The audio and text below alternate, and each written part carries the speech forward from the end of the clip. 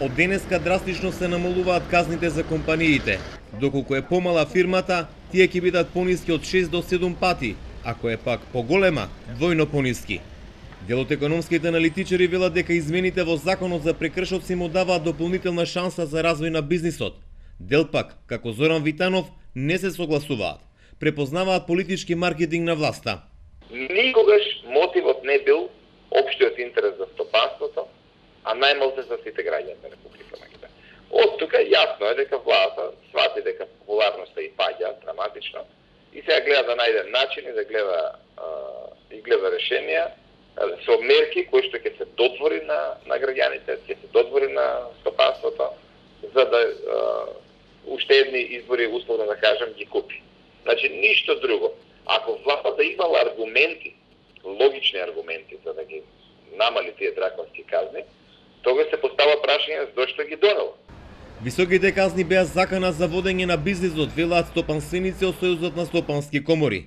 Со воведување на принципот на нивелирање на санкциите во зависност од економската моќ, субјектите ќе имаат помал притисок.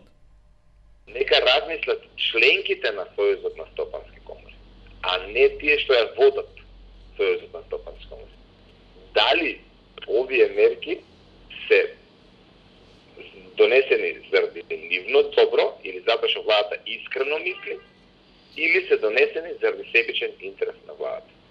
И граѓаните со поделени мислења во врска со глобите, но остануваат на ставот дека казните за македонски стандард се превисоки. За нигде е веќе да, како ти кажем, таа држава нема ништо, нема што да бра, не постои ништо.